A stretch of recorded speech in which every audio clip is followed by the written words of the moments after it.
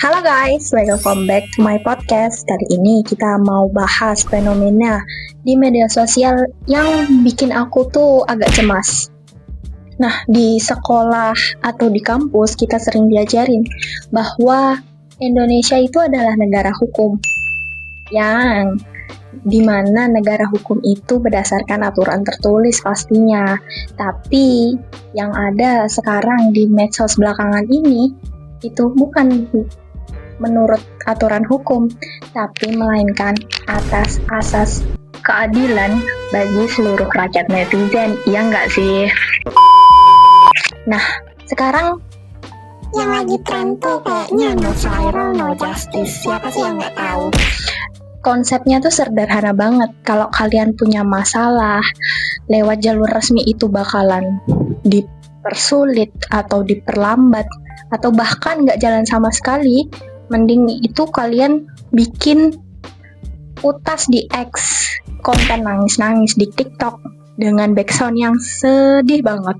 Nah, begitu viral, boom, pelakunya langsung kena DO atau bahkan dipecat dari pekerjaannya, atau juga paling mentok sih rumahnya digerebek massa.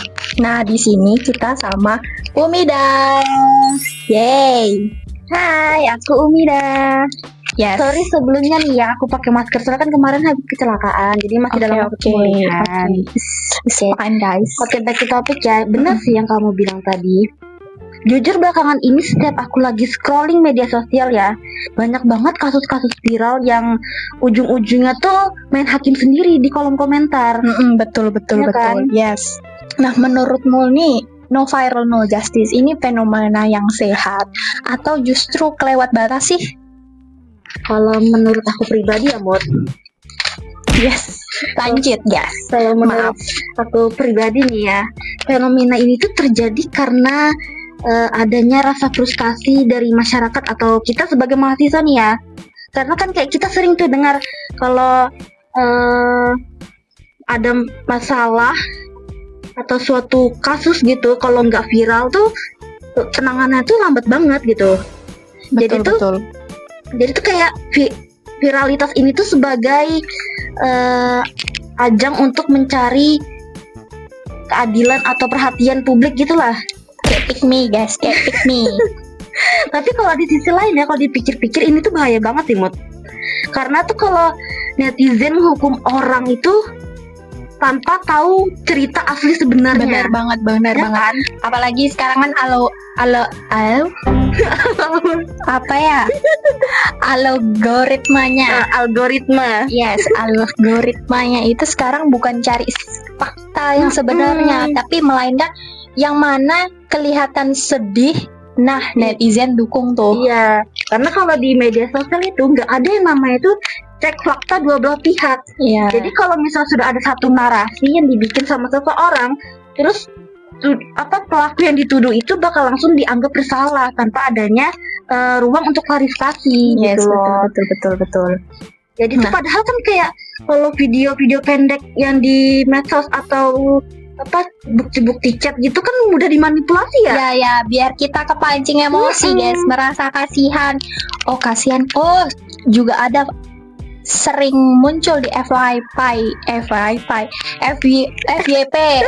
TikTokku tuh sering muncul, guys. Sering punya si cowok ya, yang kita nggak tahu kejelasannya, si cowok nih mukul si cewek. Nah, ternyata itu si cowok ini lagi menyelamatkan si ceweknya karena dia mau lompat ke jurang kah atau apalah pokoknya. Tapi yang jadi masalah nih si cowok. Terus gimana? Setelah bukti CCTV-nya muncul, bukti-bukti yang lain beredar, ternyata si cowok ini nggak salah. Iya. Terus gimana netizen yang udah bully si cowok itu? Dia diem, nggak ada minta maaf. Ya, tinggal hapus komennya aja. Yes, betul. Ya, kan? Sedangkan si cowok udah terlanjur kena PHK mungkin, atau mungkin dia jadi pendiam. bisa jadi. Iya, betul banget. Nah, yang kamu sebutin itu serem banget sih kalau kejadiannya begitu. Tapi kalau ngomong-ngomong soal masyarakat nih, kan kita lebih percaya viralitas kan. Apapun yang viral kita bakal percaya itu daripada proses hukum. Bukannya Indonesia itu negara hukum ya? Betul banget. Indonesia itu adalah negara hukum, bahkan secara konstitusional ya. Indonesia itu ditegaskan adalah negara hukum di dalam Undang-Undang Dasar Pasal 1 Ayat 3. Yang artinya semua penyelesaian masalah itu seharusnya tuh mengacu kepada undang-undang. Jadi tuh kayak bukan dari tekanan massa atau seberapa viralnya kasus itu. Berarti kalau ada kasus yang langsung diadili sama netizen tanpa proses yang jelas, sebenarnya itu bertentangan gak sih? Ya jelas lah kalau misalnya, karena kalau dalam negara hukum nih ya, seseorang itu dianggap tidak bersalah sampai dia ada pembuktian yang secara sah gitu. Jadi kalau misalnya netizen menghukum seseorang tanpa adanya proses yang jelas, itu justru mendekati trial by social media, bukan trial by law. Berarti hukum harus lebih kuat dong daripada netizen. Seharusnya begitu. Kalau suatu perkara diputuskan berdasarkan siapa yang paling viral, siapa yang paling banyak followersnya, atau siapa yang paling banyak pengikutnya, itu kan bikin hukum itu kehilangan independensinya. Padahal kan tujuan negara hukum itu untuk semua orang tuh diperlakukan sama di depan hukum gitu loh. Ya, oke. Jadi semua orang tuh di depan hukum tuh sama, nggak ada yang dibeda-bedakan. Seharusnya begitu. Nah, kalau jadi netizen itu memang sedang memperjuangkan keadilan ya. Padahal tanpa sadar mereka itu mengabaikan prinsip-prinsip hukum yang ada. Bener banget. Semangat mencari keadilan itu tuh baik, tapi harus dilakukan dengan cara yang benar dan sesuai hukum. Jadi tantangannya bukan cuma mencari keadilan aja, tapi bagaimana menjaga agar keadilan itu sesuai dengan prinsip-prinsip yang ada, guys. Betul gitu. Nah, selain fenomena yang aku tahu ya, no viral no justice, selain fenomena itu ya, aku tuh sering banget merhatiin netizen itu kalau sudah benci sama satu orang, dia bakalan main doxing. Tahu kan? Iya, yes, tahu. Yang hobi nyebarin data pribadi itu kan, kayak KTP. Iya betul. Iya, kayak KTP, nomor HP, alamat rumah gitu. Yes, bisa jadi. Tapi Umida, yang hobi nyebarin data-data pribadi harusnya kena sanksi massal nggak sih? Tapi kok sama netizen sah-sah aja sih? Menurutku ya, netizen itu tuh terjebak dalam rasa kepahlawanan gitu. Jadi kayak mereka menganggap kayak pahlawan kegelapan, guys. Gak apa-apa dong aku sebarin nomor HP-nya atau alamat tempat tinggalnya, kan dia orang jahat, dia habis nabrakari atau dia habis selingkuhin temanku gitu. Jadi mereka menganggap itu tuh kayak sesuatu hal yang benar dilakukan karena tujuannya kan untuk menghukum orang jahat ya. Mereka menganggapnya begitu. Padahal kalau dipikir secara logika ya, yang namanya data pribadi kayak KTP, nomor HP, alamat tempat tinggal, itu kan sensitif banget ya, Mut. Jadi tuh kayak itu tuh kalau sudah disebar sekali, efeknya tuh kemana-mana. Jadi kayak nggak bisa dikembalikan gitu loh seperti semula. Tapi ya menurut logika aja nih, misal aku nih lagi kehilangan 5 juta lah untuk beli tiket konser BTS misalnya. Nah, kalau pas aku lagi ditipu kan, otomatis aku bakal nyebarin nomor WA atau bakal nyebarin nama penggunanya, nomor KTP-nya, langsung aku post di IG dengan iming-iming kayak ini penipu guys, jangan sampai kena juga. Kan aku sebagai moral kan berarti aku bagus dong, niatku baik untuk hati-hati sama orang ini. Nah itu sebenarnya berarti nggak diperbolehkan ya? Nah itu sih dijebakannya tuh di situ sih, Mut. Kalau dari beberapa berita atau artikel yang pernah aku baca ya, walaupun kamu di sini sebagai korban, kamu tetap nggak bisa nyebarkan data-data pribadi orang lain ke publik. Loh kok aneh ya? Iya, Kan jadi duitku yang hilang 5 juta. iya, malah kamu bisa dituntut balik sama si penipu ini karena kamu menyebarkan data pribadinya dia, karena itu sebagai pelanggaran data pribadi. Pencemaran nama baik termasuk. Termasuk juga pencemaran nama baik, pelanggaran data pribadi, seperti itu. Oh, sering sih artis-artis kayak dia habis dia ngasih apa namanya, apa sih Apa itu? yang kayak artis tiba-tiba dia ngasih balik atas nama pencemaran nama baik. Oh, kayak dituntut gitu Ya ya. kayak artis nih ya, kalau dituntut balik, dituntut untuk satu orang nih, ditujukan untuk satu orang, tapi si orang itu tambah balik nuntut si artis ini dengan konsep pencemaran nama baik ya, gitu. Ternyata banyak ya kasus kayak gitu. Iya, banyak banget kalau kasus kayak gitu, Mot. Sekarang kan kayak aturan perlindungan tentang data pribadi nih ya, itu kan dibuat makin ketat. Bahkan dendanya atau sanksinya tuh bisa sampai miliaran loh. Miliaran. Sampai Kan miliaran. aneh ya nanti. Misal nih, kalau aku ditipu kan 5 juta. Terus aku si penipu nih balik nuntut aku karena pencemaran nama baik. Otomatis nanti kita di penjara bakal ketemu dong. Maksud gimana? Nanti aku bakal nanya ke penipunya, kamu kesini kenapa? Iya, aku nipu kamu 5 juta. Baru dia nanya balik, kamu kesini ngapain? Ya, aku habis nyebarin data. Maksud aneh banget. Nanti kita jadi bestie. Di bestie di sel ya. Bestie di sel. Tapi emang sih banyak banget kasus-kasus yang begitu, Mot. Makanya aturan tentang pelanggaran data itu dibuat makin ketat. Makanya emosi sesaat di medsos itu mahal banget harganya. Kenapa aturan tentang data pribadi itu dibuat ketat? Soalnya doxing itu bisa salah sasaran. Kan ketika kamu menyebarkan data pribadi si penipu itu, kan ada alamat tempat tinggalnya tuh di situ. Oh iya, betul.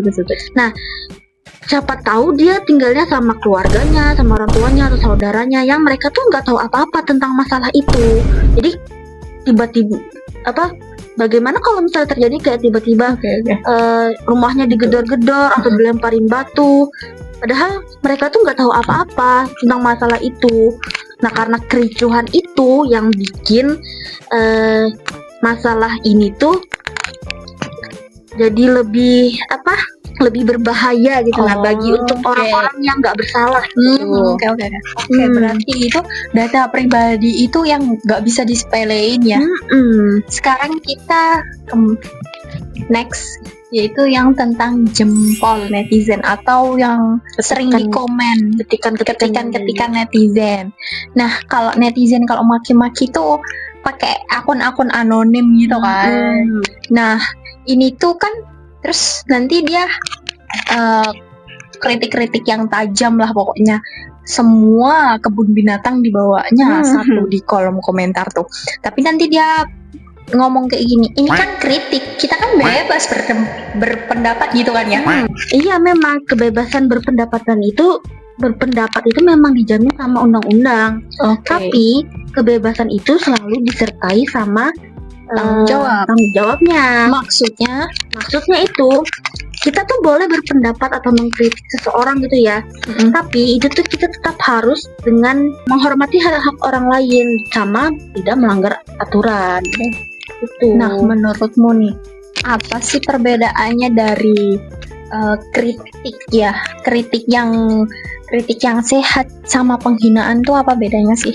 Kalau menurutku ya, Mut, bedanya tuh ada di objek yang diserang. Jadi kalau kritik itu yang kita bahas itu kayak kebijakannya, perbuatannya, atau kinerjanya yang dengan ada fakta atau argumen yang biar bisa ada perbaikan gitu loh. Misalnya nih kayak contohnya ya, sistem pemilihan ketua BEM di kampus sekarang ini tuh nggak transparan karena cara-cara calon ketuanya tuh nggak diumumkan secara publik gitu loh. Kayak nilainya harus berapa, dia harus berprestasi dalam bidang apa itu juga nggak disebutkan ya. Nah, itu Kurang itu terbuka. namanya kritik karena ada substansi yang dibahas dan bisa ada perubahan yang diperbaiki gitu loh kan dengan kritik itu. Tapi kalau misalnya penghinaan itu tuh bukan lagi tentang kinerjanya atau kebijakannya, tapi itu sudah menyangkut ke fisik, martabat atau personal orang tersebut dengan pakai kata-kata kasar yang tujuannya tuh murni untuk menghina, untuk merendahkan orang itu. Gitu loh. Contohnya tuh kayak Ya contohnya maaf nih ya, kayak dasar tuh goblok, muka kayak komodo, pantesan kinerjanya nggak becus. Nah, itu kan itu kayak penghinaan ya. kata goblok sama komodo itu kan gak ada sangkut pautnya sama kinerja seseorang ya. Nah, itu lebih personal. Jadi itu tuh murni untuk personal orang itu. Oke. Aku tuh sering mikir ya, orang yang ngetik komen-komen yang jahat-jahat tentang itu tuh kan pasti pakai akun-akun, biasanya pakai akun-akun palsu nggak sih, anonim gitu, yang nggak ada profilnya, nggak ada pengikutnya. Itu tuh pasti bisa dilacak nggak sih?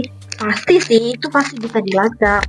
Apalagi kan kayak di zaman sekarang ini tuh kayak tim-tim cyber atau hacker-hacker gitu kan kayak mudah banget tuh melacak nomor HP yang tersambung dengan akun tersebut. Data-data address gitu ya. Data pribadinya langsung kelihatan di situ. Apalagi kalau misalnya sampai kasusnya tuh dilaporkan ke pihak-pihak yang memang berwajib gitu. Jadi internet itu bukan wilayah bebas hukum ya? Bukan, dunia digital itu tetap dari ruang hukum negara. Aku tuh juga pernah dengar cerita ya, ada seorang lah yang aku baca di Threads, ya kan. Nah dia itu nge-tweet di Threads di X itu tuh panjang banget soal perselingkuhan dia sama cowoknya gitu kan. Nah dia sertakanlah bukti-bukti chatnya gitu kan. Nah si cowok ini akhirnya dapat sanksi entah dari itu netizen. Ya entah itu sanksi sosial, dijauhin temannya, atau enggak dapat teguran dari berbagai pihaknya dia kan. Nah netizen ini bersorak kalau keadilan sosial itu memang bagi seluruh rakyat kan. Nah itu gimana ya? Kan korbannya malah apes nggak sih?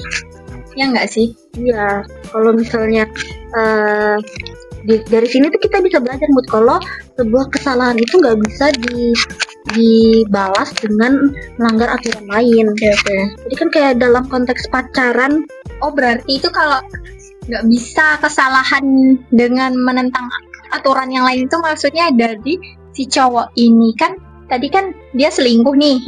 Terus si cowok kena sanksi-sanksi. Terus ternyata si cewek dilaporin juga ya sama si cowok ya. Makanya dapat yang kamu bilang tadi itu. Oke. Bisa. Jadi misalkan dalam konteks pacaran itu kan private hubungannya tuh kayak ke komitmen, ke etika hubungan. Betul. Mereka tuh nggak ada hukum tertulisnya di negara. Tapi ketika si cewek ini menyebarkan kayak chat pribadi mereka, terus bikin narasi publik yang bikin nama cowok ini tercemar gitu. Nah si cowok ini ngeliat celah bisa ngelaporin balik si cewek ini atas pencemaran nama baik. Nah, jadi akhirnya tuh si cowok ini tetap dapat sanksi sosial, tapi si cewek ini malah dapat juga masalah hukum real. Gila ya. Jadi guys, kalau kalian putus tuh ya, meskipun aku nggak ada pengalaman ya, kalau kalian putus tuh mending dengerin lagu sih kataku. Entah itu lagu apapun. Untuk pribadi personal aku sih mending kalian cari idol Korea sih. Untuk penyemangat gitu ya? Iya, penyemangat, penghibur. Betul. Tapi kalau kalian nggak suka, mungkin kalian bisa dengerin lagu-lagu galau, lagu-lagu mahal ini. Sampai galaunya tuh nggak ada rasa lagi gitu. Betul. Satu lagi nih, kelakuan netizen yang menurut aku tuh nggak masuk akal dan ya di luar logika aku lah. Kalau mereka benci satu orang kan ya, yang diserang tuh bukan cuma orang itu doang, tapi itu bisa tempat kerjanya dia, tempat-tempat bisnis keluarganya. Nah tempat-tempat kerjanya itu kan bisa di rating di Google Maps ya, bisa tuh di rating 1 dengan ulasan yang kita pun mungkin belum pernah datang ke kafe itu. Misal dia kafe itu kurang bersih lah, pelayanannya buruk lah, atau kayak makanan yang gak enak lah. Iya betul. Padahal netizen ini belum tentu pernah kesana. Betul. Nah itu dia yang namanya cancel culture, Mut. Cancel culture. Orang kalau sudah kumpul di internet itu tuh mereka merasa kayak mereka tuh anonim dan mereka merasa bebas melakukan apa aja karena mereka merasa kayak orang-orang nggak tahu mereka siapa. Jadi mereka tuh lupa kalau ulasan-ulasan kayak gitu, kayak makanannya gak enak, terus pelayanannya kurang. Iya betul. Itu tuh kan merugikan bisnis orang lain ya. Nah, si pemilik bisnis ini, yang si kafe ini, bisa aja dia nuntut balik atas kerugian itu karena pencemaran bisnisnya gitu. Oke. Tapi di Indonesia nih netizen tuh juga agak sukses sih sama namanya cancel culture ini kan. Kalau dilihat-lihat ya masih banyak tuh yang berseliweran, yang dia ngelakuin hal-hal yang emang udah dibenci lah sama kita kan sebagai netizen Indonesia nih. Tapi buktinya Pengikutnya masih banyak. Tetap masih nge-like. Aku bayangin nih ya, yang kafenya bau gitu-gitu kan, pasti sakit hati nggak sih ownernya tuh ya kan? Karena kan dia nggak tahu apa-apa, tiba-tiba karena masalah si karyawannya, tiba-tiba kafenya di rating buruk, tapi dia nggak tahu apa-apa. Jadi kan kayak dia bisa nuntut balik gitu loh. Nah ngomong-ngomong soal doxing, pencemaran nama baik ya, kan kita dari SD sampai bahkan kita kuliah ini aja, kita tuh bukan pernah dengar lagi, lebih diajarin, dikasih paham kalau kita itu tentang Pancasila, terus itu kita di Indonesia ini sebagai dasar hukum, ya kan? Menurutmu fenomena yang viral ini itu no justice, no viral ya? No viral, no justice. Apa? No viral, no justice. Oh, kebalik ya. No viral, no justice ini itu ada hubungannya nggak sih sama nilai-nilai Pancasila itu? Menurutku ada banget sih, Mut. Justru kalau kita mau memahami atau menelaah fenomena ini lebih jauh, itu kita harus melihat dari sudut pandang Pancasila. Misalnya sila kedua, kemanusiaan yang adil dan beradab ya. Kita sering diajarkan tentang memperlakukan manusia itu secara manusiawi atau menghormati martabat setiap orang.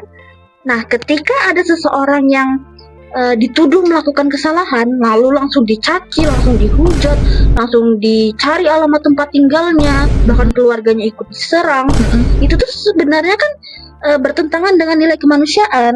Padahal belum tentu kan dia bersalah atau enggak. Betul. Bahkan kalaupun dia memang bersalah nih ya, itu tuh tetap ada batasan dalam memperlakukannya. Negara kita tuh bukan negara yang membenarkan balas dendam atau penghukuman massa.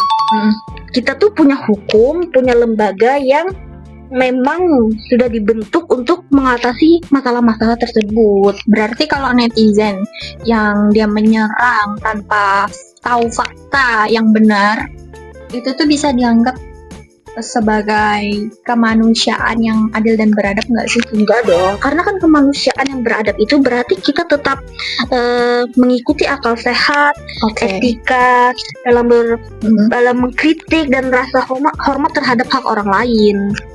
Kalau sila kelima nih sering netizen sebut nih ya, keadilan sosial bagi rakyat netizen itu gimana tuh? Kalau itu tuh menarik sih, Mut. Soalnya kan banyak orang yang memakai istilah keadilan tapi tuh kadang lupa dengan arti sebenarnya. Jadi dalam Pancasila keadilan itu berarti setiap warga negara itu memiliki hak dan perlakuan yang adil di mata hukum ya. Di mata hukum berdasarkan aturan yang berlaku. Jadi keadilan itu bukan berarti siapa yang paling banyak followersnya itu tuh benar sudah, siapa yang paling banyak bukan berarti siapa yang paling viral kasusnya itu berarti sudah otomatis dia Betul gitu. Jadi kalau keadilan ditentukan sama jumlah like, retweet atau komentar, itu tuh yang terjadi justru bukan keadilan tapi popularitas. Oh, bener juga sih. Berarti orang yang bikin berita-berita viral itu orang pinter, guys. Karena dia nggak tahu faktanya, tapi bisa menggiring opini kita untuk membela. Iya, untuk ngikut pendapat dia. Betul. Betul. Nah, kalau kita melihat perkembangan teknologi sekarang nih, menurutmu para pendiri-pendiri yang dulu tuh kepikiran nggak sih tentang media sosial ini? Tentu belum sampai ke media sosial seperti sekarang ini ya. Iya sih, betul. Karena kan dulu nggak ada media sosial seperti sekarang. Betul. Tapi para pendiri bangsa itu sudah meletakkan prinsip-prinsip dasar yang digunakan untuk menghadapi perkembangan zaman. Jadi karena itu Undang-Undang Dasar itu pernah mengalami amandemen atau perubahan. Tujuannya itu untuk supaya sistem ketatanegaraan Indonesia itu menjadi lebih demokratik, lebih menghargai hak asasi manusia, lebih sesuai dengan kebutuhan masyarakat modern sekarang ini. Jadi perubahan UUD itu nggak berarti mengganti dasar negara ya? Enggak dong. Dasar negaranya itu tetap Pancasila. Yang diubah itu, yang disempurnakan itu aturan-aturan ketatanegaraan agar mampu menjawab tantangan zaman. Jadi kayak misalnya sekarang tuh tadi kayak tentang perlindungan data pribadi, tentang penyebaran informasi elektronik atau tentang keamanan digital, itu kan semua butuh aturan atau regulasi baru ya, tapi tetap berlandaskan nilai-nilai Pancasila dan undang-undang. Berarti meskipun teknologi ini tambah melesat nih jauh gitu kan, tapi prinsip dasarnya itu tetap sama nggak? Iya betul, nilai keadilan, kemanusiaan, demokrasi, terus penghormatan hak asasi manusia, sama supremasi hukum, itu tuh tetap menjadi fondasi utama kita untuk berkehidupan berbangsa dan bernegara. Nah guys, dari obrolan kita ini berarti itu kita harus bukan menjadi warga negara hukum yang taat doang, tapi harus kita bijak sama bersosial media. Betul, sebagai masyarakat kita tuh harus bisa menjadi pengguna media sosial yang bijak lah, yang kritis, yang bisa bertanggung jawab dengan apa yang kita perbuat di media sosial gitu loh. Jangan mudah kayak terpancing emosi loh, jangan mudah percaya sama berita-berita yang sepihak. Ya namanya manusia ya. Iya, jangan sampai ikut-ikutan sama orang yang belum tentu kebenaran itu tuh ada gitu. Karena pada akhirnya itu nilai-nilai Pancasila, Undang-Undang 1945, demokrasi dan negara hukum itu tuh bukan materi doang, tapi memang pedoman dalam kehidupan kita sehari-hari, nggak sih? Betul, jangan sampai karena satu komentar atau satu unggahan yang kita buat tanpa pikir panjang, itu tuh kita melanggar nilai-nilai yang selama ini kita pelajari. Tambah gitu. Kita kena imbasnya ya, lebih tepatnya.